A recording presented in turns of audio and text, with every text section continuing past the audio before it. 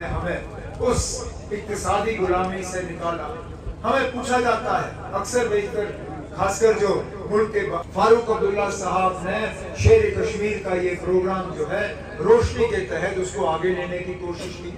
उनका मकसद ये था कि जो लोग सरकारी जमीन पे कर्ज किराया देके वहाँ पे बैठे हुए हैं उन्हें एक टाइम पैसा देके वो जमीन का मालिकाना हक मिले। लेकिन इस हुकूमत ने उसको भी तहस नहस। बाहर गए थे ट्रेनिंग हासिल करने के लिए, लेकिन बंदूक लेके वापस नहीं आना चाहते थे।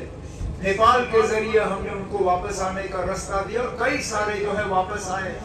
मुझे फख्र है इस बात पर कि जितने भी उस रास्ते से वापस आए उनमें से एक ने भी दोबारा बंदूक नहीं उठाया।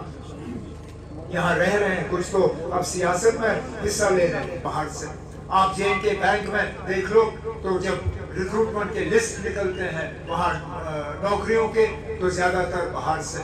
हमें अगर अपनी दरिया से रेत निकालनी होती है उस रेत निकालने का ठेका भी बाहर वाले को। आप जब हाईवे से गुजरते हो वहाँ टोल टैक्स पकड़ने वाला होता है, टोल टैक्स पकड़ने वाला कंपनी भी बाहर से। आखिरकार हम जाए तो जाए कहाँ? यहाँ के लोगों को सख्ती, परेशानी और मुश्किल के अलावा और कुछ नहीं मिला। कितने ऐसे नौजवान हैं जो आज पुलिस की वेरिफिकेशन के लिए दर बदर की ठोकरें खा रहे हैं। इनका कोई कसूर नहीं है। इन्होंने गलती से भी बंदूक की तरफ आंख उठा के नहीं देखा। इनके खिलाफ सिर्फ ये इल्जाम लगता है कि इनका कोई पुराना रिश्तेदार।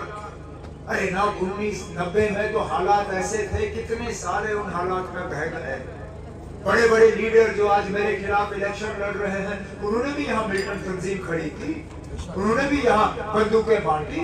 वो भी पाकिस्तान गए थे बंदूक लाने के लिए, लेकिन उनका पासपोर्ट आपने नहीं रोका, उनका वेरिफिकेशन आपने नहीं रोका, उनकी सरकारी नौकरी आपने नहीं रोकी। लेकिन यहाँ जो नौजवान जो 90 में पैदा भी नहीं हुआ था, जिनकी उम्र आज 18 साल होगी, 20 साल होगी, क्योंकि उनका कोई दूर दराज रिश्तेदार, कोई चाचा, मामा, ताया, दादा, उन्होंने शायद बंदूक उठाई हो, उस बुनियाद पे इस नौजवान से कहा जाता है कि हम आपकी सीआईडी वेरिफिकेशन नहीं करेंगे। हमें उस इक्तिसादी गुलामी से निकाला।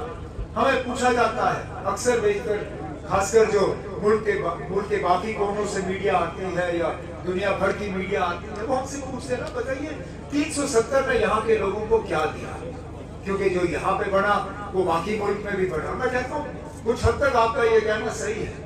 अगर बाकी मुल्क में अस्पताल हैं तो यहाँ पे भी हैं, अगर बाकी मुल्क में स्कूल हैं तो यहाँ पे भी है, अगर बाकी मुल्क में कॉलेज और यूनिवर्सिटी है तो यहाँ पे भी है, अगर बाकी मुल्क में बच्चों को रोजगार मिलता है तो कुछ हद तक यहाँ पे भी मिलता है। तो फर्क क्या है? मैंने कहा फर्क एक चीज है, यहाँ पे कलम के एक दस्तखत से बिना एक पैसा मुआवजा लिए बाबा कौम ने यहाँ के लोगों को जमीन का मालिकाना हक दिया। और इस तरह का मिसाल इस मुल्क में और किसी रियासत में आपको देख डाला। अगस्त सितंबर में आपने एमएलए का भी फैसला करना है। अब अगर आप चाहते हो कि तेरा यार मेरा यार इंशाअल्लाह, तो उसके लिए आपको इस इलेक्शन में भी थोड़ी बहुत मेहनत करनी पड़ेगी। इस इलेक्शन में आपने मेरी भी इज्जत रखनी है और इसलिए खुदारा 20 मई हल का बटन, आपका बटन, मेरा बटन, इरशाद का बटन, सबका, इसको दबा दीजिए और मुझे आप अपनी खिदमत करने का एक मौका दे दीजिए। अल्लाह ताला आपको अपनी हिफाजत में रखे, आपके घरों को